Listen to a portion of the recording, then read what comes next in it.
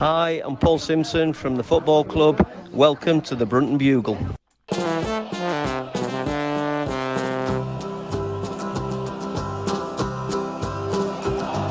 we come, blue and white, and we're looking good. You'll be in for a fight, and we fight pretty good. Getting goals is our job, and we get goals good. Looking good, we are Carlisle United. Hello everyone, you're listening to the Brunton Bugle, the number one place to get your Carlisle United fix in the podcast world. I'm Lee Rooney. And I'm Dan McLennan. Just over a month into the close season, it's all starting to slowly bubble at Brunton Park. 2 signings in, pre-season fixtures announced, and lots of building work going on off the pitch. And we're here to round it up for you. Les O'Neill with a pass so true to Balderstone and Clark's in view. There's a cross and a run. It's a long time no speak, isn't it, Dan, for me, you and the listeners, isn't it? Yeah, well, on this, obviously we chat via WhatsApp daily, etc. Yeah, it's the first episode for a while. Apologies, one. We did say we were going to do some specials and some other bits, but in the end, we were all quite busy, weren't we? So trying to fit a time in was difficult. And truth be told, who really wants to go into depth about last season?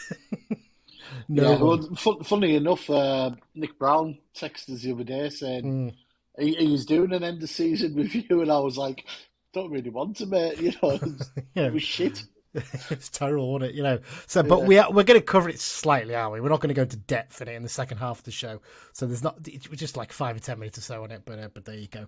But yeah, thank you everyone for your patience in waiting for this episode. It's been probably just over a month, I think, since we last recorded. What we're going to do today, we're basically going to sort of round up what's been happening in close season. We're going to do a little bit of a news and discussion section. We're going to talk about the transfers that have happened in and out so far, and a few of the rumours that are flying around.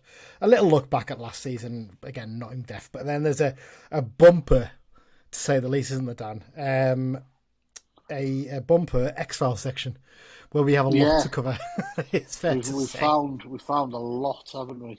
Some really interesting ones in there. I mean, there's some utterly bizarre ones that we've got to cover as well, but there's plenty in there, it's fair to say. But yeah, before we get underway, just a few little quick updates and bits and pieces. First of all, got to say a big thank you to the Carlisle United Sports Club London branch for their sponsorship of the podcast this season. We are changing sponsors next season, so we'll move to a new sponsor. Thank you to them for their support over the last 3 years. Hugely appreciated. It's made a massive difference in terms of the hosting fees for the podcast, so you guys can all listen to it wherever you live in the world. So massive thanks to them. Just a reminder again, of course, you can join London branch wherever you live in the world. Get on their website, carlisle.londonbranch.org, to find out a bit more about them and sign up. We'll reveal the details of our new sponsor in an upcoming episode, won't we, Dan? So more to follow on that soon. Also revealing in the upcoming episode a bit of a change to the format next season and a little bit of a refresh for the podcast coming up, isn't there, Dan? But yes, we're going to. We've got a grand announcement coming later in the pre-season, and if what we have planned comes off, it's brilliant, isn't it? Oh, I think you and Mike have convinced me now that we're going to do it, so it's going to happen. Yeah. So we just need to get sorted. I just think it'll be a classic. I do. It'll be very, very good. All we'll say is there's a big name involved. Very big name. Very big name indeed. Big. Yeah, indeed. Yes, so we'll be revealing that. We'll probably reveal the sponsor on fixture release day, I think is the plan. That'll be the start of the new season of episodes. We usually have that as a cut-off point, don't we, for when we start the new season. Just another little thing before we get going. If you're interested, we've set up a Euro 2024 Fantasy League on the official UEFA website version of the fantasy football. To find out how to join, go to our Twitter page at Brunton Bugle, and it'll be the pinned tweet at the top there. I'm going to put a tweet up before this episode comes out with details of how you sign up to it. And what we'll do is, if someone comes out the winner who isn't one of us three, then we'll do a little highly prize. Likely. Highly likely. Based on my past experience of fantasy football, where I forget about it after about 2 minutes, then there's every chance that someone else will end up being the winner. But yeah, we will. We'll basically. We'll stick it up there, and if someone else wins, we might do a little prize for them. I won't say what yet, but I'll have a little think about something we can give away as a prize. But there you go. And I think that's it, really. Other than that, just as usual, we're always open to ideas and contacting correspondence, that kind of thing. So you can find us on Twitter, as I mentioned, at Brunton Bugle, or you can find us on Facebook. Just search for Brunton Bugle, click like, and you can message us there. Or if you want to do it the old-fashioned way, bruntonbugle@gmail.com is our email address.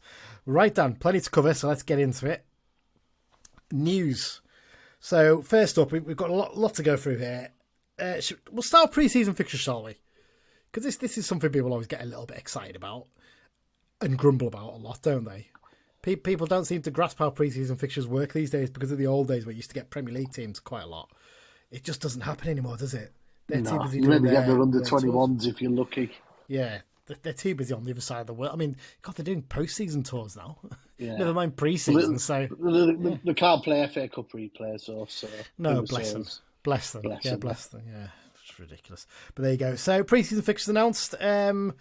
As expected, the usual fare of local teams. Penrith away will kick things off on Friday, the 5th of July. I'm hoping to make it up for that one, actually, because I do enjoy Penrith away. It's always a cracking little day out at Penrith. Tuesday night, following that on the 9th, Kendall away. So another one at 7 o'clock kick-off there. And then Workington on Saturday the 13th of July away at 3 p.m. Then there's a gap on Saturday the 20th. Then we jump forward to Saturday the 27th when we're playing Rochdale away. That's a decent pre-season game, that, isn't it? Lovely little trip out to Rochdale, a few decent It's always a good day out, Rochdale, isn't it? Exactly that. And then the solitary home pre-season game, well, we think this is going to be the only home pre-season match, is against Stockport County on Saturday the 3rd of August, 3 o'clock kick-off. What's your thoughts on those fixtures initially, Dan? It's the usual, isn't it? You know, you play your local sides in the first week and a bit.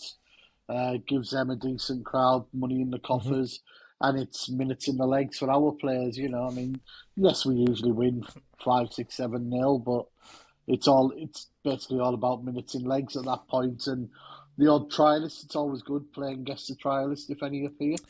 It's always good fun, that, isn't it? It's our favourite pastime, isn't it? In fact, we keep promising to do these specials. We've got to do a special on trialists one day because we've had some names come in down the years, haven't we? Yeah, I agree with you. And I think Lummy said it, didn't he, on the Carlisle Social, that it doesn't actually really matter to the players that much who they play against. No. It's all about getting minutes into their legs, really. And minutes and used to playing with each other, you know. Exactly that. So as I mentioned, there's a gap on Saturday the 20th of July. We are going to be in Scotland, the Carlisle team, that is, obviously, for their pre-season training camp that week. So you had a look, didn't you, Dan? You worked out, because the Scottish League Cup starts in pre-season. It's a bit of a crazy one. They have like a group stage, don't they? Yeah, but because five-team groups, so there's always one team spare. Exactly. Set of fixtures. So out of the 40 teams, obviously, there's 8 teams who are not playing that weekend. Those teams are Queen of the South, Stenhouse Muir, Queen's Park, Dundee, Spartans, East Fife, Montrose and Stirling. All have a free weekend. They're not involved. Of those, yeah, the only ones worth really playing are Dundee and Queen's Park are the 2 highest teams. Yeah. Obviously Dundee being Premier, Queen's Park being Championship, and Queen of the South being the local angle. Yeah. I mean, with obviously Peter Murphy manager there now, etc. Yeah. That wouldn't be the biggest surprise. It wouldn't, but if we're somewhere in the central belt, it's kind of pointless coming all the way back down to play a friend against Queen of the South, isn't it? Depending on where the training... We'd be travelling back anyway. Well, I presume so, unless we're, it depends when the training camp is. If it's over by then and we're travelling back down, then fair enough, it makes sense. But, yeah, Queen's Park, nice little trip out to Hampden. Would you fancy that? Would it be played at Lesser Hampden, though? That's the question. Probably at Lesser Hampden, yeah. Well, that'd be still exciting, though, wouldn't it? New grounds to tick off, something interesting. But yeah, I'd imagine Queen of the South seems the most likely. Still nothing confirmed there. I mean, other than those, Spartans ground's not great, and a flex ground, I think, isn't it? East Fife, Montrose is quite a trick, isn't it? I think, from what I remember, and Stenhouse Muir as well. So some interesting ones there that would, nice. Queen of the South don't have a friendly on the 20th currently. No, right, okay, well, there you go. Could well be them. But anyway, we'll have to wait and see. I'd imagine that they'll quite often they throw in another Tuesday night game in there, don't they, as well, I think. So yeah. Possibly like a Lancashire non-league side, usually, like a Chorley or someone like that. Yeah, AFC Fylde. There'll be something. maybe. You never know. Plenty of links there. Right, that's pre-season fixtures covered. On to stuff in terms of the ground and the training ground renovations, Dan. Really busy all this, isn't it? A lot of work going on around Brunton Park, and you'd have been down more often than me, obviously, because you're up there. And what's it been like there? It's non-stop work site. I was down today, actually, just passing by. You know, I mean, the Warwick Road end, East Stand corners are hive of activity, floodlight gone, etc. You know. Can we have a moment of silence for the loss of another fine floodlight pylon? Yeah. Someone I know bought one of the lights. They were telling me today, which I was glad to hear. I was tempted to buy one, but then I saw the size of it and I was like, where the hell am I actually going to put that? Yeah. For some reason, I thought it was a lot smaller than it was going to be, and I saw the size of it. I was like, no, actually, I'm all right. To be fair.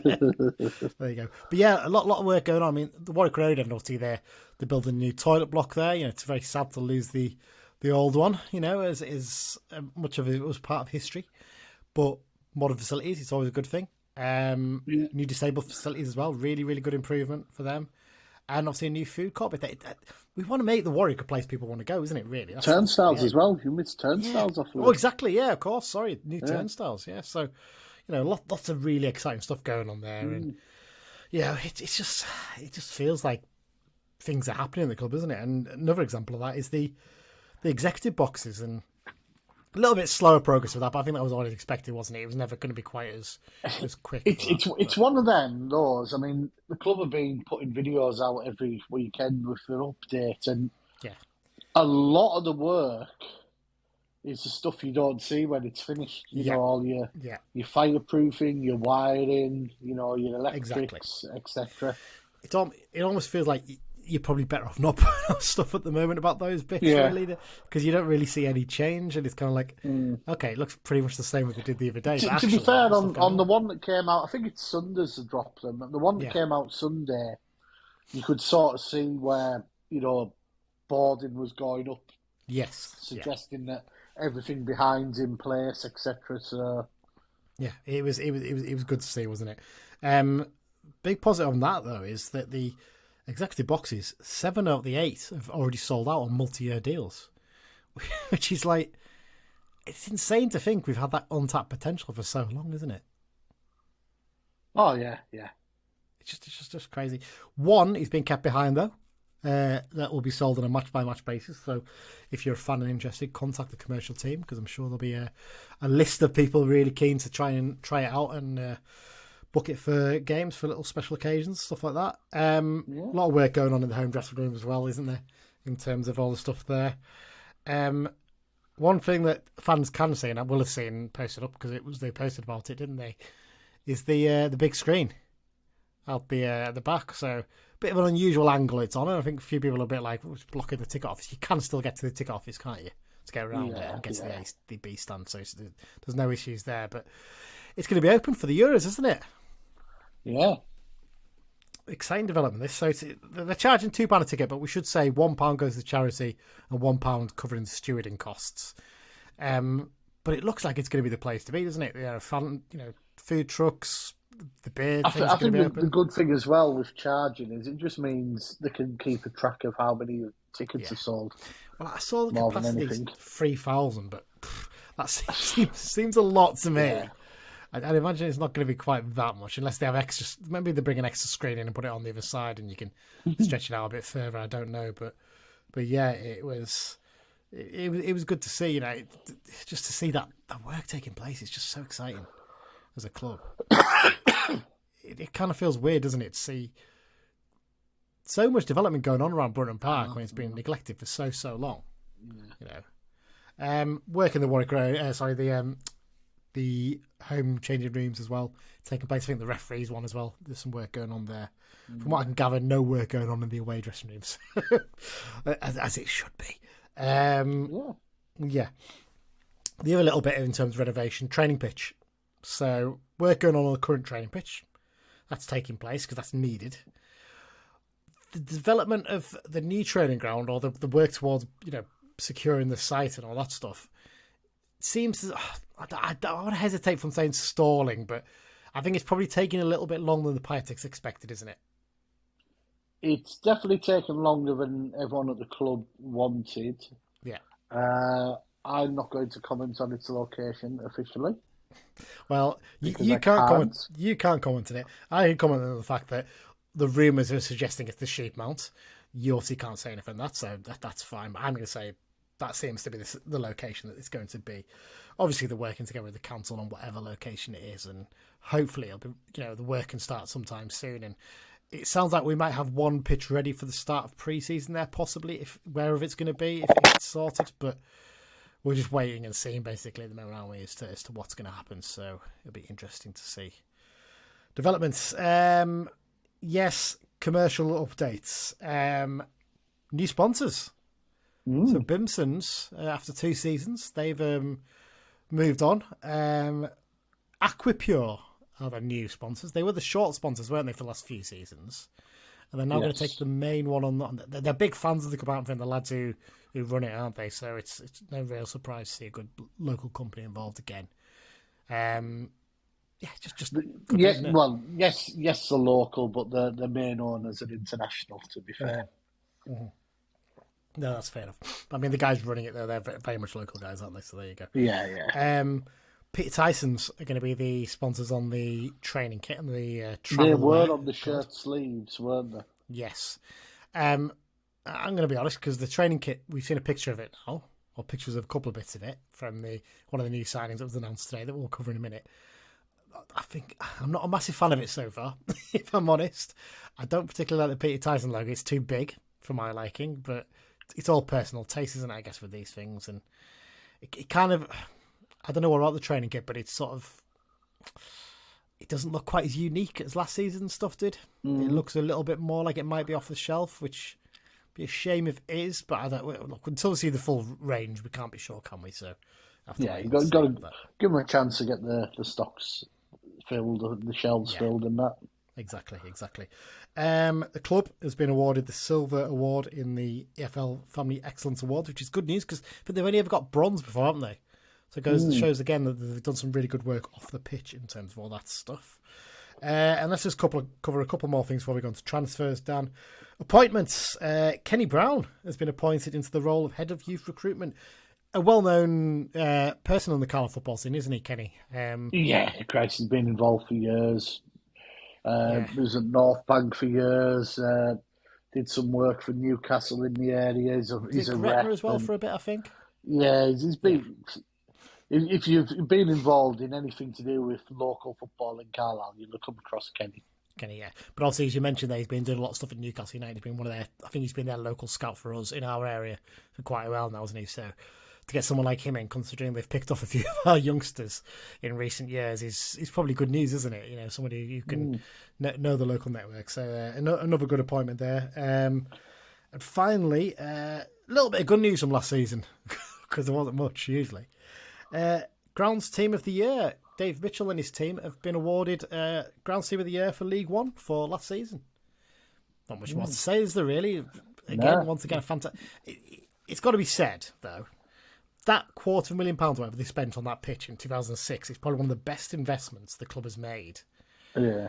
In this century, when you think about it, because since then the pitch has been perfect, hasn't it? Really, you can't really think of a season where it's been bad. So, an absolute testament to the work that Dave and his team put in. So, great stuff there. Right, transfer time. We're going to start with. So we're going to cover off departures, arrivals, and a few rumours that are out there. I've got to start with departures. I'm afraid, Dan, you're not going to like this one. Sad news. Sweet Prince Jaden has gone. What could have been? What could have been? Joking aside, we wanted Jaden to do well. Didn't quite work out. The way, isn't it? So obviously, this is the news that Jaden Harris has left the club. He left the club by mutual consent last week, and literally, I think later that afternoon was announced as a new signing for Sutton United. Who I think it was obvious. I think it was obvious Sutton were lined up. Yeah. Hence why we were happy to let him go. Yeah, I think it's basically a case of, look, I'm getting a move back down thing. Can you just tear up my contract? Yep, no worries. Yeah. All the best sort of thing. Yeah. Good move for him, isn't it, I think? It's fair to say. Yeah, I mean, we sort of said, chatting away, off air, he was always going to end up on the M25 conveyor belt, as I call it. And, this suits him. Sutton have gone back down to National League looking to rebuild. And he played all right for Eastleigh at that level. So, he probably will start for Sutton, and it's a chance for him to push on in his career. No, absolutely. I think when you look back at it, he was a little bit unlucky, wasn't he? I think it's fair to say. Look, I'm not saying he would have made it. There's a chance he probably wouldn't have done. But he would have been more involved this last season if we'd stayed in League Two. I think that's a fair comment. Yes, and I think if we hadn't done so well the previous season, and that midfield had done so well as it did, he might have got a few more opportunities as well that season. And that's just the look of it sometimes, isn't it? It's not quite the same, because I think Glenn always had a little bit more, but Glenn Murray's a similar example, isn't he, basically, where the club just progressed far too quickly for him, and he just wasn't ready for that level. And I think with Jayden, it's the same thing. Whether he ever would have made it, I don't know. I'm not 100% convinced. He's got some good attributes about him. He's built well enough, and he's in good shape, and he certainly can cover a lot of ground. But there's obviously things he needs to work on in his game, and I think actually playing week in, week out, back down at home, is probably going to be the best thing possibly for him. So, all the best to Jayden, and I'm sure he'll do well with them. 2 arrivals so far, Dan. One was announced today, but let's talk about the one that was announced last month. I think it was now, actually. God, it's gone back a bit. And this is one that had been rumoured for quite a while, isn't it? Aaron Hayden has returned to Brunton Park on a 2-year deal after departing Wrexham in the summer. What's your initial thoughts on this one? A fit Aaron Hayden can be one of the best centre-backs in League Two because he's so strong in the air at both ends. The key to that statement is the fitness part of it. Yeah, absolutely. Yeah. So, I mean, look, he's rejoined us 3 years after he left us on the eve of the start of the 2021-22 season to join with Wrexham. He was part of their squad of 2 that won back-to-back promotions from the National League up to League One. Not so much last season, was he? I think that's when the fitness issues started to really bite for him, wasn't it, really? Prior to that, he'd had a couple of injuries, but nothing major. But this is when it really sort of kicked in last season, unfortunately, for him. But he's clearly a very popular figure with their fans, isn't he? I think he features quite heavily on the Welcome to Wrexham documentary. I've not watched that yet still. I haven't myself yet. It's in my list of sports documentaries. Yeah, and I've heard from people that it's very good and he features really well and it actually comes across very well as well. But yeah, I mean, you're right. The fitness is the concern, isn't it? When you look at it, over 3 seasons he's played 81 league games. So that works out at about 27 a season. So it's not too bad, but not. But I think half of them were in the first season. Yes, that's the thing. He played the whole of that first season, played most of the season after, then the last season, I think he played a handful of games actually in the end, didn't he? But I think the problem was when he was fit, others came in. Yeah. Positives, like I said though, his aerial dominance. He's good in the air. He can defend and he can score from set pieces, which is something we just didn't have much of last season. 19 goals in 81 games for them from centre back. It's pretty good guide. So 1 in 4. There's quite a lot of isn't it? Yeah, quite a lot of strikers would be happy with that. Your big target men who don't really score as many goals, they'd be delighted with that. Yeah, that's a pretty decent return. I feel like he's going to be a big threat in terms of that. You're right. He's going to offer us something different because we missed that last season so much. Really, He's clearly a leader. He stands out of that. I won't be surprised if he ended up being captain. If I'm honest, in the way in terms, he always, even when he was with us first time, he came across as a very good professional, didn't he? He clearly very focused lad. He bought into it. He moved into the area with his family, which I won't be surprised if he does again. He clearly, I think he even, because this is something we really lacked last season, wasn't it? Good characters in the dressing room. That was something we really, really were lacking. And I think someone like him coming in can make a big difference there, can't they? Yeah, definitely. Yeah, just in terms of hopefully giving the dressing room a little bit more of a lift and being that positive person in there. I'm fine with it. I've seen a few people concerned about the injury thing, but you know what? every now and then you're going to have to take gambles on signings. Not every signing is going to be perfect. I think most teams at our level would have been delighted to sign Aaron Hayden, even with his injury record. So, yeah, I'm happy with it. Second signing was confirmed today. There were some teasers out there, and there's a name that was flying about at the end of last week, which we'll talk about in a minute, that a lot of fans thought it was going to be because of the teasers the club put on the socials. But it wasn't him. It was, in fact, Jude Smith, Scottish goalkeeper, who's signed from Newcastle United on a 2-year deal. Reaction so far to this from the fans seems to have been, it's a bit of a damp squib and a bit of a letdown with the build-up. People asking, announce signings, and they announce, arguably someone who could be third choice keeper next season. Probably second if Breeze goes out on loan, which we'll talk about in a sec. But I don't mind as much. I kind of feel like it's one where if there's other signings already sorted, we could have waited on this one and announced it after them, so people didn't get as wound up, because people are getting a little bit wound up. I don't mind as much, but I can get why people are. Yeah, look, people want to see the names. We're going to go mention those that are getting linked at the moment, and but for me, we've ticked a box here. Paul Simpson's interview, he says he's followed him for a couple of years. Yeah. It's not just an off-the-cuff signing. He's been released by Newcastle after a couple of years there. He came up till 18 at Celtic, so he's clearly got something about him. Yeah. Was prepared to drop down and play at East Fife for a year before he went to Newcastle. I know we don't like talking about the trophy, but he's played in that. Yeah.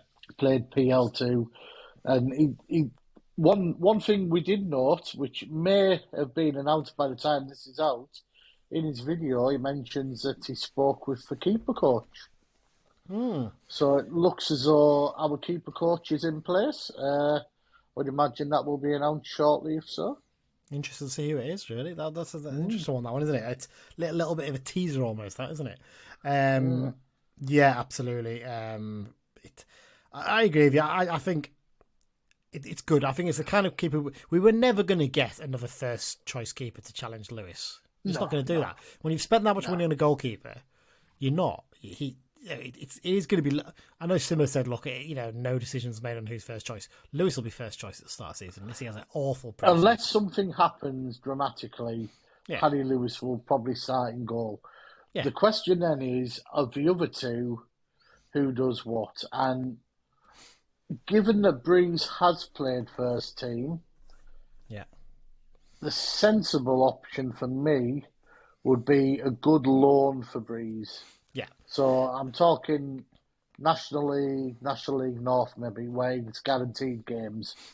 Well, I mean, I'd looking around. I think I almost look at somewhere like maybe a Gateshead, maybe Gateshead, Queen of the South, maybe Halifax. Yeah, as long as he gets games. Yeah. I mean, to be honest, look, throw it out there because they're a bit of a basket case this season. I look things. Someone like a Morecambe, maybe, could be an option. If they're struggling to get players in and we can loan him there and if we can guarantee he's going to get game time. Yeah. League 2 level then at least, that's one option possibly. So I think you're right. I think Gabe going out on loan is the most likely outcome of this now. And I think if I'm Gabe, I'd probably be quite pleased to see someone come in because I'd be thinking, great, I've got a chance to go out on loan now and actually play games. And play games, yeah. Exactly. He's got a long term. Was it 3-year deal he's got with us now? So, he's got plenty of time as to develop as a keeper. So I'm sure he'll be happy with that one. But I think it's an interesting one. Look, like I said, we were never ever going to get, unless it was an experienced keeper coming in as goalkeeper coach, which is clearly what is not happening here. It was never going to be someone to really challenge for the role with Lewis, was it? So, I say not really. He will challenge, of course he will, but he won't be like straight away, right, it's a bum fight between you two to be number one. At the end of the day, it was never ever going to happen. Yeah. So there you go. So welcome Jude, and we'll see how he gets on. In terms of rumours, let's get on to these then, Dan, because there's a few to cover here. So I've split them into 3 categories here. There's a few names we've been flying about in pre-season. There's 2 that people seem to suggest we've seen from reports elsewhere that they've done deals or they're definitely coming to us. That's the suggestion. It's reporters at other clubs in other areas who are going to be in on the gen on these kind of things, so they're likely to know. We'll add the proviso here that we genuinely don't know if any of these will happen. No, we don't. We're just reporting on what we've read online, basically. Yeah. So basically, the reporters who cover the areas that these teams are in, or the players are in, have said that he's coming. So the first one is one that's been flying around for about a week. Cameron Harper from Inverness Caledonian Thistle, left wing back, 21 years old, available on a free. Well, available on a free. I think we don't have to pay a little bit of compo for him, possibly. I don't know how the international rules work on this. But I think you still pay a little bit of compo, but it's not as much as it would be if it was same country, I think. Does that sound right? I think that sounds about right, yes. So he's been linked with a move. Interesting one, this one, because obviously we've already got 2 left-backs in the club in Armour and Robinson. I think Armour had a tougher second season. Tougher, not second season, he's been here for quite a few years now. Tougher season in League One last time. Still did okay. I don't think he did particularly badly, but it was much tougher for him. Robinson never really challenged for that left-back place, did he? No, he sort of became a utility player in the end, didn't he? Yeah, he was slotted into midfield and all kinds of places. This one kind of feels like some real genuine competition for Jack now, doesn't it? Yeah. If he comes in. I mean, there's a couple. If you search his name on Twitter, Harper, it's not the one from New York Red Bulls. No, because it is a Scottish Cameron Harper there. There's some really good stats about his goals and assists and his tackles, and he's got. I mean, Inverness had a terrible season, but this lad had a good season. He has for the last 2 years. I think he was 3 goals and 9 assists for them from left back last season, 36 games. Which is a pretty decent return, to be fair, in a terrible team, and decent free kick as well at Hampden. I retweeted it on my Twitter page. If you could get 2 full stroke wing backs who put them sort of goals and assists in, and you've got someone like Hayden at the back with goals, your defensive unit's doing its job up at the other end, isn't it? Yeah, absolutely. So Harper seems interesting. I suggest that one's probably going to be announced soonish. We don't know, obviously. We're waiting to see. But that came from a reporter from the Press and Journal who clearly has a good contact there and knows what's happening. So I would expect that one to come soon. Another one that's sort of been rumoured, not from quite a storied journalist, this one, but Kenton Richardson from Gateshead is another name that's been... It's been bounced around a lot with some of this one, hasn't it, really? It's been pretty much from the end of the season, this one. He gets classed as a right-back in places, but he's played centre-back all last season. He wears number 5, doesn't he? So that's the thing that makes you think he plays centre-back straight away, doesn't it? But I think the suggestion is he's played quite a lot of right-back in his career, but also last season, like you said, he's played centre-back. So he's very much... that kind of almost utility defender we've been crying out for a long time. I think he's a right-sided centre back. Yeah. Who can also play right back if you need to during the game would be the best. Yeah. He's very comfortable doing, isn't he? So he started out at Hartlepool, didn't he? I think, and went to Sunderland for a bit, had a couple of loans, and then went to Gateshead and then was part of their team that were cruelly denied a chance of promotion to the Football League last season, weren't they? With that ridiculous decision, all thanks to Gateshead Council messing up the lease on their grounds, but could be our gain as a result. So interesting to see where that one goes. The next 2 have been strongly linked, but there's no sort of indication that they're definitely signing yet, although one of them actually, their fans seem to think he's coming. First up is a name that we all know about, Jack Diamond. Not really much more to add there. I'd be happy to see him come back. I've seen some fans say they wouldn't be, but I think Ivan is a real player, and then when you consider what he's been through, you've got to give the lad a chance to try and kickstart. He's got to the end of the season. He'll have had a good break, hopefully a holiday, recharge, and if he did come back, clean slate, fresh. We know he can do it in League Two. Him and Luke Armstrong used to rip us apart for Harrogate. Yeah. So. Yeah, I'd be very happy to see him come in, and I'd not be amazed if that was one that was announced soonish as well. Another one that sort of came out of nowhere a little bit, and he's actually under contract, so we'd have to pay a fee for him possibly. Aaron McGowan from Northampton Town. It's an interesting one, isn't it? So obviously he started his career, he's from Liverpool, but he started his career at Morecambe, but he had spells in Scotland and then went to Northampton. And And I kind of feel like he's a right back, isn't he? But he can play right wing back as well. I feel like he'd be a very good signing for us at this level. I think he's more a right back as opposed to a right wing back. Yeah. But he can play both. Yeah, it'd be a good solid signing for. I can remember him at Morecambe. I think he played all right against us a couple of times, and he's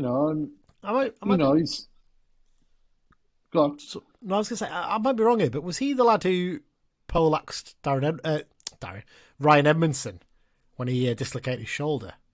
I have a feeling he was. I think he was playing right back that day. He took him out, basically.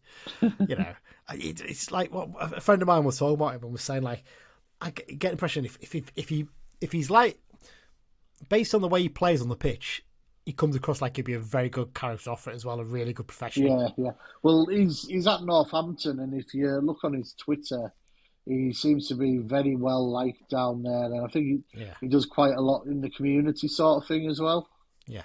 Absolutely, that's the kind of thing we want, isn't it? And if he's still Liverpool based, then actually coming to Carlisle probably a slightly closer journey, isn't it? In terms of travel, you don't have to go through Birmingham as well, which is a big positive in terms of that. So yeah, I think he'd be a really good one. And to be honest, we've got him in, and we've got Richardson in. You've probably sorted your right back issue out, haven't you? You'd maybe want to get one more in, possibly, depending on whether you maybe want to loan out Jack Ellis next season to get him some game time. But by that point, if you get, let's say you sign those two defenders we mentioned as the done deals, Harper and Richardson, and then McGowan, you're more or less done for defence, aren't you? Unless some people leave, you've got a pretty strong unit there, I think. Yeah. The basis of one, at least, anyway. So, interesting to see what happens. The next two, there's a few whispers. There's no sort of indication that these are done deals or definitely coming in. But these names have been flying about a bit. One of them's a name that flew about last season, and in the end he went to Germany instead. But only played one game over there because he did cruciating. Scott Banks. I think he's got another year left on his deal, hasn't he, at Crystal Palace still? Yeah, I think initially it was reported he only signed for the season just finished, but apparently it is 2 years, and he got an ACL early in his loan at St. Pauli. He actually played in the last game of the season. Did he? I didn't realise that. Yeah, I'm sure he did. Oh, wow. Yeah, there's a few rumours flying about that we might be after him. I mean, I'd kind of like it to happen just to see the reaction of the Bradford fans if we did, because they would lose their mind about it, probably. Yeah. Know what they're like? I'm not quite as convinced about this one. I don't know. It just kind of feels like wishful thinking a little bit. The fact that he went to Bundesliga 2 suggests he would probably end up higher than League 2 if he left Palace. Unless but he's again, you got to remember he's from Scotland. We could be a good option. I mean, I think Banks is one of those. If this did happen, it'd be a statement signing for me. I was literally about to say, it kind of feels like if we did, it wouldn't be a loan, it would be a permanent, and we'd pay money for him and say, this is our statement signing, someone coming in and whatnot. Another name mentioned, Jordan Jones. Yeah, this just sort of came from nowhere, didn't it? Yeah. There's a few people suggesting he'd already been and was about to sign last week, but he was actually in Las Vegas with Charlie White on holiday at the moment. So there was a great video of Charlie White kicking about last week, wasn't there?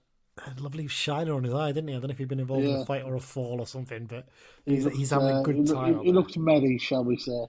Yeah, he was certainly having a good time. Bless him. There's one off this list as well that you've missed that I would probably put on this list, and that's Elliot Watt. Of course, sorry. You know what? I was trying to put this list together a bit earlier, and I completely forgot. I was trying to think, who's the player I'm forgetting? But when the release lists came out, what was the talk of the town? He'd signed and scored 4 goals already, But it went completely quiet, and there's just no mention of him going anywhere. Well, to be fair, I think I looked, because I'm a nosy git kind of like that. I think, in fact, I'll tell you how I know, because we follow him on the Brunton Bugle Instagram, and it came up on there, and I think he was on his holiday, and I think he actually got engaged over the summer, and he was there with his partner and his 2 kids. And he got engaged, and I think he's been away, and I think he's only just come back, so that might be why. nothing's happened there. But I mean, with him, he's been linked with Stockport County quite strongly. But then their fans came out and said, "Oh, he's signing for Carlisle." Then there was a suggestion he was going to sign for Oxford, but nothing's come of that. So yeah, I'd be delighted with him, to be honest. I think it'd be a great signing. For one, you sort your set piece problem out straight away, doesn't it? Because we haven't really got a set piece taken now that, several players have left. We're really badly needing one. If we can get him in. Yeah. Him and Matt Smith were probably the two shining lights in what's been a disappointing couple of years for Salford. Yeah, no. And funny, again, I think when I saw those pictures on his Instagram, I saw he put a video up as well, some of his highlights from when he was with us, was one of the part of it, and a few from when he's at Salford. And I'd forgotten how good he is at pinging a ball around the pitch. Yeah. He's a really good passer of the ball. I'm like, okay. I'm thinking a midfield of him, Guy, and another in there. I'd be happy with that. I think what's probably fair to say, he's another one who would probably be classed as a bit of a statement signing, to be honest. Yeah, because clubs at League One level are keen on him, by all accounts. Yeah. So, so I mean, that's where we are in terms of rumours. There's a rumour about another player on a big wage and big fee coming in from a particular club. I won't say which one in case, the rumours going around about it. But, yeah, there was rumours about that last week and nothing's come of that yet either. So it's just a waiting game, though, isn't it? We're still in the silly season.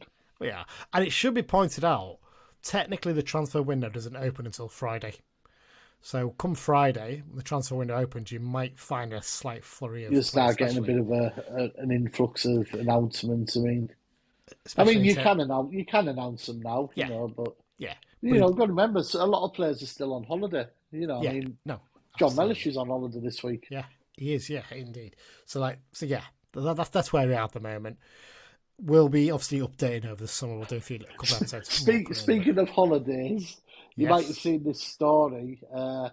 Callum Guy's missus getting a bit of flack on for taking the kids out of school for 8 weeks, basically, to do a couple of holidays. It did tickle me, that one. Well, to be fair on it, if you read the full article, she does say this isn't something I'm going to do every year. It's basically they've got married this year, haven't they? They got married. Obviously, they went on a honeymoon. I think there's other kids with them, and I think they've had a few of other events and stuff. And so the kids are at an age where it doesn't really matter, to be quite honest. I think one's in nursery and one's only just started school, so it's not a major issue. So there you go. I think that's it. I think we've covered all the transfer bits there, Dan. So we're going to take a short break now. We'll do a very quick roundup of last season, and then we'll get onto the bumper X-Files section because that is going to take a while. So let's take a short break and we'll be back for the second half soon. Hi, I'm John Halpin and you're listening to the Brunton Bugle. Thank you, Halpy, for taking us into the second half. We're going to have to get some new ones now, aren't we? Because pretty much all the players we had on it have gone. I think there's John Mellish and that's it of the players left in it. So we'll have to get a few more sorted over the summer. I'll task you with that, Dan. You wanted me to sit in my tree in the car park again? Indeed. Sit in the tree in the car park. Get your dictaphone on a long stick down to the players. And excuse me, we say this. Yeah. There you go. Right. Let's have a little look back at last season quickly then, Dan. We're not going to go in depth, as we said. God, it just wasn't... You've put 5 key points. Yes, I have. Right. Highlights can be done very, very quickly. Bolton away. Peterborough away. Yeah, that's it, isn't it, really? I'm trying to think, is there any good home highlights there as well? I quite enjoyed Port Vale on New Year's Day. Do you know what? That's exactly what I was thinking of, because one... That was the day I decided to back Port Vale for relegation at 16-1. As a thought, if we can run rings round you, you're going down. Yeah, and quite rightly, they went down in the end, so it was a bloody good call, that. Yeah, I agree with you there. You know why? Because one, Mellish's goal at the end, there was just a great excitement and celebrating that. And that showed how much he cared about the club and other players cared. And it was just nice to see Gabe Breeze get a win as well in his short spelling goal. Yeah. Because, to have those run of 4 games and not get a win would have been really disappointing, but he got a win. 100% agree with you there. I think they're the only 3 highlights. I mean, to be honest, the only other highlight you can pick out is the takeover being completed.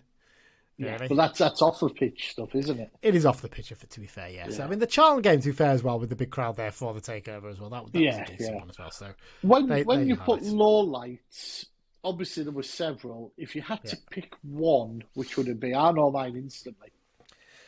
Oh, that's a good question.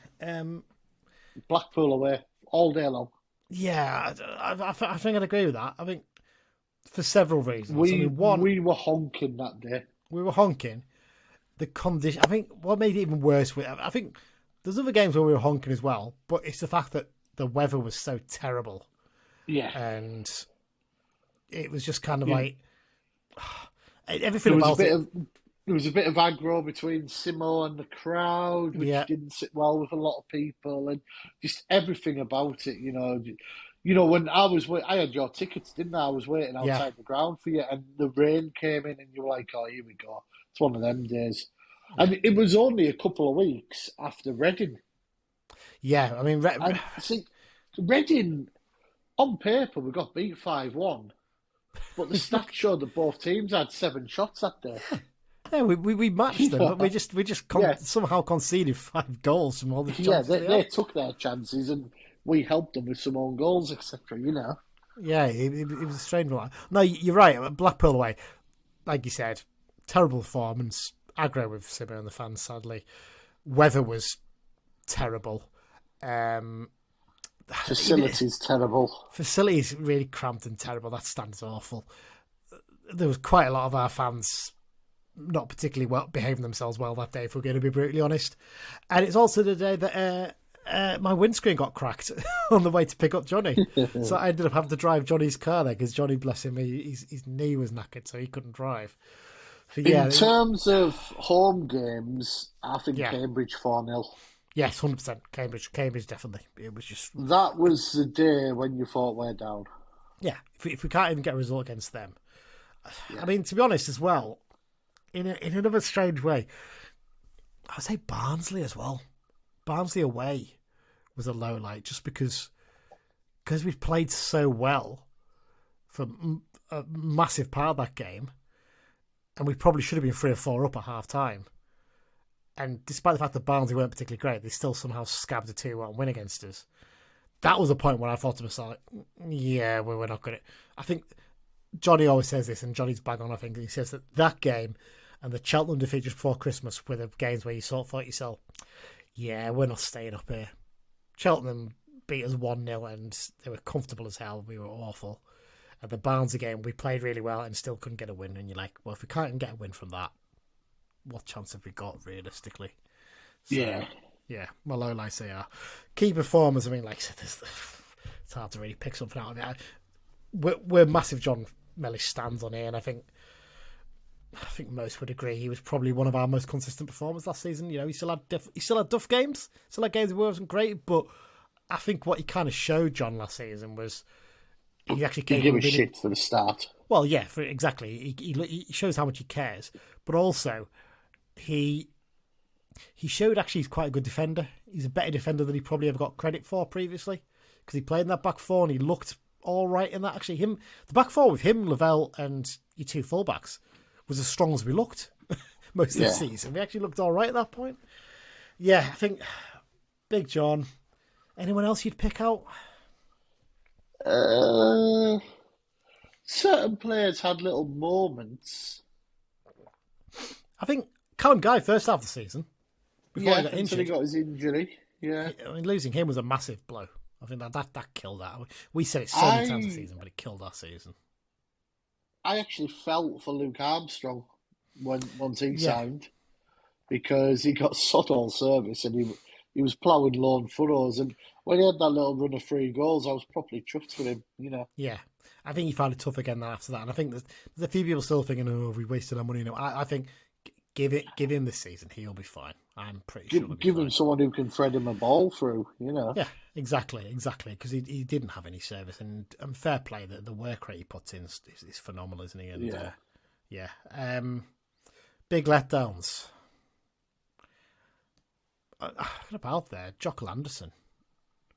I genuinely thought we made a great signing when we brought him in. We've got someone who can actually challenge Holy here and, you know, gives us decent fight for the number one place. He'd done really well in previous loan spells, and he was awful. He just wasn't good enough. Possibly slightly controversial, but not really because of how it ended. Jordan Gibson. He had some good games in the first half of the season, obviously Bolton the highlight. Yeah. Second half of the season, well, it was pretty much from Fleetwood on Boxing Day that it became factitious, is that the word? Well, he was left out, wasn't he, for the Fleetwood game on Boxing Day, wasn't he? He was on the bench, from what I remember. And when he came on, we actually looked... Him and Luke Plange came on, and we actually looked better once Gibson started getting on the ball a bit more, I think, from what I remember. Yeah, I'm not sure. I get your point on Gibson. I'm not sure I agree because I think there were times when he would come on in games and he would actually look like, oh God, we actually got someone who can actually use the ball and make a difference here. He had to leave in the end. I think it was the right thing to do. Yes, to have a fresh start. But yeah,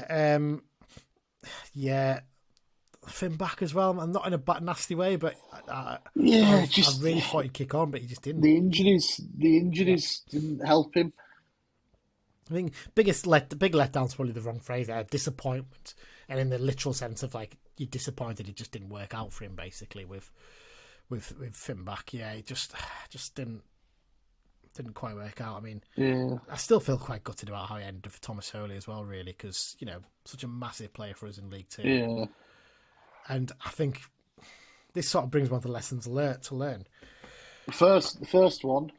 Yeah. Get promoted in the top three, so you've got a better crack at the transfer market. True. That definitely makes a bit of a difference at the very least. Yeah, I think maybe not so much for us now. Now we've actually got money to spend. For me, the big thing is a lesson to learn for Simo is be a bit more decisive in terms of your goalkeeper sort of situation. So if you're bringing a goalkeeper in like Anderson, and you really want it to be number one, get him in straight away. Don't have Holy in for 3 or 4 games and then decide, actually, you know what, I'm going to drop him now. Because it made no sense at the time because Holy hadn't actually played that badly. The pressure was straight away onto Anderson and we showed he cracked under the pressure. And then he brings Holy back in and he does well initially, but his confidence was then dented and he couldn't get it back. Yeah. And the fact that we used 4 different goalkeepers last season is a bit damning in terms of that side of things, isn't it? Yeah. Anything else in terms of that? I think the biggest lesson, it sounds obvious now, is the step up from League 2 to League 1 has increased massively since last time. Yeah. Absolutely. And as such, you need to recruit. I think, and this is something Paul Simpson alluded to himself, he maybe trusted the players and got him up a little bit too much in the end. I don't think it was a regret. It was more just should I have been a bit harsher come the summer, I think I can understand wanting to let them have a go.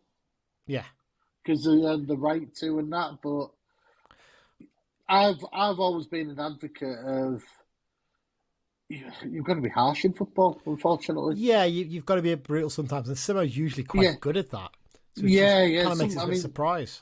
Some players are designed for a certain level, and that's why looking at someone said, I think it was on the forum, not many of these moves in League 2 have made me go wow, and I had to agree. Bar 1 or 2 of them, it's so far been very much League 2 players moving to League 2 clubs from League 2 clubs. Bradford are the only ones really sort of splashed out, but I mean they look like they're splashing big early. Which I mean, someone like that Nolan from Accrington who's gone to Gillingham, yeah, that's a good signing. Yeah. But in general, it's been pretty much. Yeah, no, I'd agree with you there. In terms of the more brutalness, I almost think he got it almost the wrong way around in terms of maybe not the wrong way around, but the 3 players who left are probably the 3 we could have done with keeping. We could have done with keeping Feeney if we could have done. Obviously, he chose to leave, so nothing you can do there. Same with Dennis in that sense. I think if we could have kept Dennis, I know he's not done that well at Tranmere, but he was settled with us. He knew the setup. I kind of feel like just been a different option as well. A bit of nous up there. That's what he would have given us. Yeah. Tranmere, he's moved there. He's gone to a new setup, and obviously the setup with the manager there was a disaster, and he ended up leaving not long after he joined. And even Amari, I know he didn't have a great season at Sutton, but he would have offered as an option on the wing. We played 4-3-3 so many times last season. It was infuriating in that sense that he left because he wanted to be a winger, and actually probably would have got a chance as one. I wouldn't have him back now, of course I wouldn't. But yeah, it's just, it kind of feels like, you're right. It kind of felt we were in that limbo, weren't we, with the ownership thing as well, which didn't really help in terms of not knowing what budget we were going to have and that kind of thing. So this summer, still got to be patient. Still don't want to rush in and sign everyone straight away. But yeah, kind of hope we can get. We'll be like we've already said in the rumours. We'll be a lot further forward than folk realise with several signings. Yeah. It wouldn't surprise me if a couple are actually done, just waiting announced. There'll be a couple close to done, and there'll be others in the pipeline. And the thing is, you don't necessarily want to do them all straight away, because you might find, come mid-July, late July, suddenly a club gets a player in and goes, actually, this big player for us, don't want him anymore. And then suddenly you get this message on all the clubs saying so-and-so's available, and we go, hang on, he would be a real statement signing. We've got the money to sign him now. So you don't want the whole squad sorted right now. You want to give yourself a few, at least a little bit of leeway come the end of the window to bring someone in. So there you go. I think that's enough for reviewing last season. A bit longer than expected, actually, that, but we'll move on. Draw the line under it. We had fun. We went to some good stadiums. The odd good day out, but I don't buy this. It's a wasted opportunity, and all. For me, we just weren't ready for it. We weren't ready for it. It's fine. We've had a taste there, and like I said, I'm seeing relegation as one step back to make two forward. And we will be far, far, far better equipped. Yeah, if we go up this season. Absolutely. In terms of the whole, we'll have a training ground. Hopefully, our recruitment will be much improved. Everything will just be better. Crowds will be a lot bigger as well by looks of things. Yeah, hopefully. So, it's all really good stuff, isn't it? Right. X-Files time. So it's an extended version of our roundup of what's been going on. We're not going to cover goals mostly because it's been that long and there wasn't actually that many to pick out, to be honest. No. Sam Cosgrove scored in the playoffs, I think, is the only real standout one. Oh, sorry. You want to mention a hat-trick scored on the continent. Yeah, Luke Plange, HJK Helsinki's flying forward. I saw someone on Twitter scoring for fun, suggesting he's refound his mojo or something. And I'd love to see what he's going to do next. And all he got was Carlisle fans are playing saying he's crap, and the odd Lincoln fan in there as well saying the same thing. Yeah. So I think he's clearly doing all right out there, but he doesn't say a huge amount for the Finnish top flight, does it? If we're being honest. So there you go. He's got 6 goals so far. God, that's baffling. 5 or 6 goals, yeah. Well, there you go. Anyways, on to other players. Yes. Ryan Edmondson, what a season. What a season. So we start with promotion and relegation, aren't we? And trophies and things like that. Do you think Ryan Edmondson regrets leaving Carlisle United? At this moment in time, probably not. Not in the slightest. Because they won the standard A-League season. Yeah. They then won the AFC Cup, which we mentioned several times, which is their version of basically Europa League. Yeah. He went to some fantastic countries in it. Yeah. They won that. Was it Tajikistan at one point, I think? Yeah, it was one of those, and a couple of other odd ones. And they actually won the A-League Grand Final. And he scored twice in the final, didn't he? Mm. So, fantastic stuff. He scored. He scored the goal that took them to extra time. Yes. And which was in injury time, I think. Yeah. And then he scored the icing on the cake. Yeah, he equalised in the 91st minute. Yeah. They took a 2-1 lead, and then he scored in the 121st minute against Melbourne Victory. Oh, there you go. Well done, Melbourne Ryan. Victory have sort of been the team in Australia quite a lot of the time. Yeah, they have. And fantastic stuff. And well done, Ryan. At the end of the day, look, he's made a career decision there. And I don't think he regrets it in the slightest. So good lad. Yeah. National League final promotion for Olafola Olamola and Byron Webster. Byron Webster taking the winning kick, beating Mark Beck's Solihull in the final. On that point, and this is also something that's been covered before, but we have to say it here. Did you see what he was wearing, Byron Webster, when he took the penalty? It was an EFL captain's armband, wasn't it? EFL captain's armband, which he must have kept from when he was playing for us, because he was captain for us for a little bit. I mean, fair. It sounds terrible, this, but I thought... Backed himself, didn't he? I thought, you smug git, and I thought, you know what, actually, I kind of wanted him to miss at that point. Fair play to me, he did score it, but part of me confidence, that's all that is. Yeah. But yeah, interesting to see what reception he gets at Brunton Park, because he wasn't particularly great for us, was he, to be fair? So, and he's Harry McCurdy's mate. Yeah. Mark Beck as well, we should say as well. Yeah. Poor bugger. Not only did they lose the player final, didn't they lose the FA Trophy final as well? Yeah. Yeah. God, poor sod. Yeah. Shamal George, remember him? Relegated from the Scottish Premiership with Livingston. Mm. And Owen Windsor promoted with Marine to the National League North after a big win over Macclesfield. Macclesfield were heavy favourites for that. They were. I think, to be fair, Marine are actually quite well backed now, but they're not backed in the same level that Macclesfield. No, Christ, no. Ex-league players in there, you know. They were expected to... I mean, it was at Macclesfield as well, which makes it even more remarkable. So, yeah, Marine are really progressing. In fact, actually, Marine are looking to move ground, because I don't know if you've ever seen Marine's ground. They've got one side along the side of the pitch, which is just backs onto people's gardens. They played Tottenham in the Cup in COVID times, didn't they? Yeah, I've been there a couple of times. It's a nice little ground, actually, to be fair, considering. But yeah, basically, they were promoted to the National League North for the first time in years, because we used to play them a lot, didn't we, back in the 90s in like the reserve league stuff, didn't we? I think Marine. Yeah. I always remember seeing them in the program and being like, "Who are Marine? Where on earth are they from?" It was always like a bit, almost like magical, wasn't it? Really, but there you go. Yeah. Right, go on. Random others, this, isn't it? Yes, it's all kinds of little bits and pieces before we go on to all the transfers. Richard Keogh's retired, 20-year career, 750-odd appearances. I mean, that's incredible, isn't it? When you consider he was out for like a year and a half, wasn't he, with that serious knee injury as well. To come back and to have played that many games, fair play to the lad. And I always liked him when he played for us.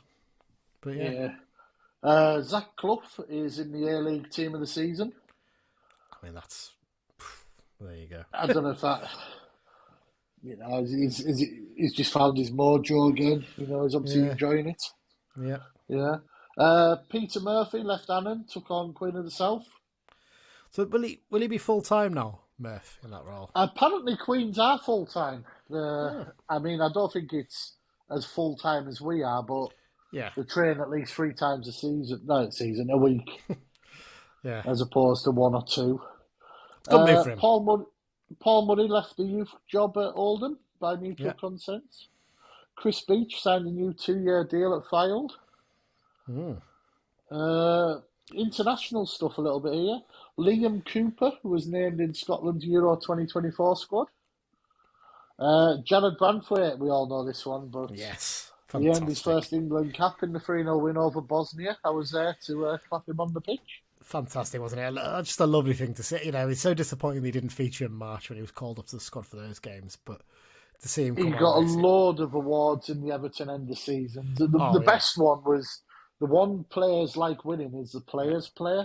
Yeah, which tells you how good win that at his age is seriously impressive. It is, yeah. He's been strongly linked with a move to Manchester United this summer. Manchester United seem to be trying to play some sort of bargaining game with Everton.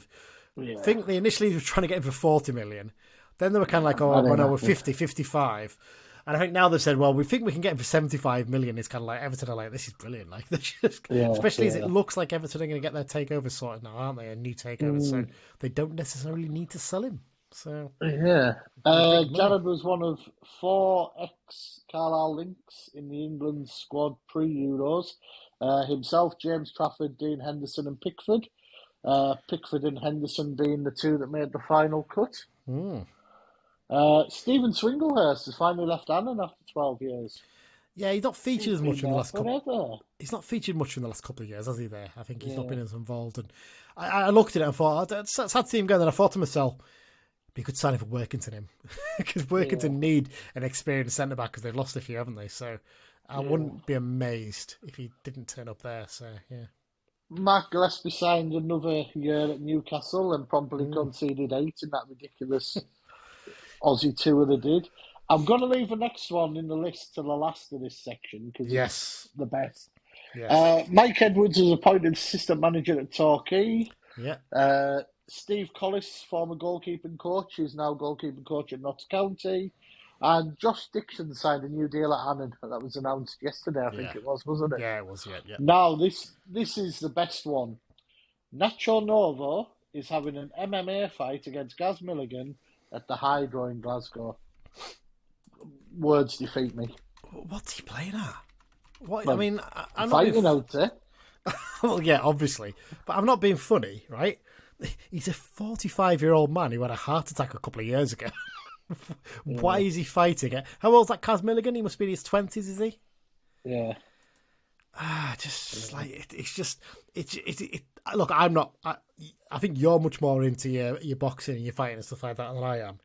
But it just seems to have got ridiculous with these almost like he's doing it for fights. The money. He's doing it for the money. Oh yeah, absolutely. These sort of joke, almost like celebrity fights that have happened in the last few years are just getting ridiculous, aren't they? I've got 2% on my iPad, so I'm going to rattle through the transfers. Go on. Gavin Riley, Queen of the South to Arbroath. Yep. Paddy Madden, Stockport to Chesterfield. Good signing for them. Very good. Nathan Buddle, Ashington to Morpeth. Kai Nugent, released by Carlisle, gone to Reds, been announced already. Yeah. Reece James, this is a good one. Chef went to Rotherham. That's a good signing for Rotherham. Very good. Gary Liddell, South Shields to Whitby. Obviously, Jordan Gibson, we know, went to Doncaster. Sean Brisley has went to Matlock Town from Alfreton. Josh Todd has gone Queen of the South to Annan, coming back to Annan after about 12 years. Yeah. Matty Douglas went the other way, Annan to Queens. Alex Mitchell, keeper. Blythe back to Workington. Has he been there before, hasn't he? I think he has, quite a while back, wasn't he? And I think because they've lost Jim Atkinson to Gretna, haven't they? So Jordan Holt's gone to Gretna from Carlisle City, and there was a little bit of uproar on this because Carlisle City basically said, "Oh, you can't use our facilities to host your soccer camps for the kids." But I think they've got sorted for somewhere else. It seemed a bit petty that denying kids. It was very petty, wasn't it? Yeah. Release lists, quite a few. Championship. Ethan Walker's finally left Blackburn. Duncan Idahan's left Bristol City.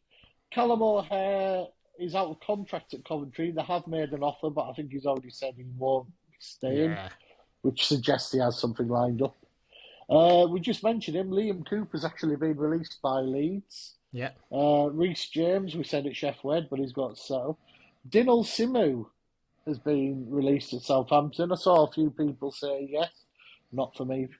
And Sunderland, we've already mentioned Jack Diamond, but Corey Evans has left as well, loanee many years ago. Wasn't many in League One. Sam Fishburn left Fleetwood. Ryan Bowman's left Shrewsbury. And Ben Amos and Charlie Wyke have left Wigan. League Two, a few of these turned down deals, etc. We'll go through it. Calvin Mellors left Accrington. James Chester, Jamie Proctor and Tom White have left Barrow. I do believe they are talking to Chester to see if they can get him. Adam Campbell has officially left Crawley, but I believe there's an offer on the table. We mentioned Richard Keogh's retired. Obviously, he left Forest Green. Arthur Ganawas left Grimsby. Joel Senior turned down a new deal at Morecambe. Morecambe are going to be the shit show club by the look of it. So. Sadly. Afrande Zanzala has left Newport. We've already mentioned Elliot Watt turned down at Salford. Paddy Madden at Stockport. Again, we've mentioned Amari Patrick at Sutton. Joe Riley has left Walsall. You missed him on the transfers. He's joined Fylde. He has, yeah. Joined Fylde back with Chris Beach. And obviously Aaron Hayden's left Wrexham. We know where he's ended up. And Mark Howard is out of contract but has had an offer apparently. Yeah. There you go. wrapped up very well there, Dan. Thank you very much. Longest one for a while, that in the X-Blues. It is. Hopefully it'll be a little bit calmer. Well, it probably won't be because there'll be a lot of transfers happening in the next few weeks, so we'll see how it goes. But there you go. And there we are at the end of the episode. Thank you everyone for joining us for this episode, and thank you for being patient and waiting for it to come out. It's taken a while to get to but we're there at the end. And obviously, I would say next one will probably be after the fixtures, will it, in 2 weeks? Possibly, yeah, depending on whether if there's 2 or 3 good signs coming maybe before that, we might try to do one next week, possibly. We'll see how things go. But back to training on the 24th, I think. Which is right about fixture day, isn't it? So fixture day is the 27th, I think it is, the Thursday, which is also the day the new kits are out. Oh, that'll be exciting. Interesting to see what happens there. Yes, so we'll probably try and fit something in between then, just to cover any signings that come in and stuff like that. Maybe just a mini episode, something like that. But there you go. And just a big thanks once again to the London Bunch for their support this season. It's been really, really appreciated. And like I said, we'll be back fairly soon. Anything else to cover, Dan? No, I think that's it for me for now. Right, we've got in just before your battery runs out, so good stuff. Yeah, it's still on 2%. It's lasting. Oh, there you go. Thanks everyone for listening. Hope you enjoy your summer, and most importantly of all, up the Blues. Up the Blues.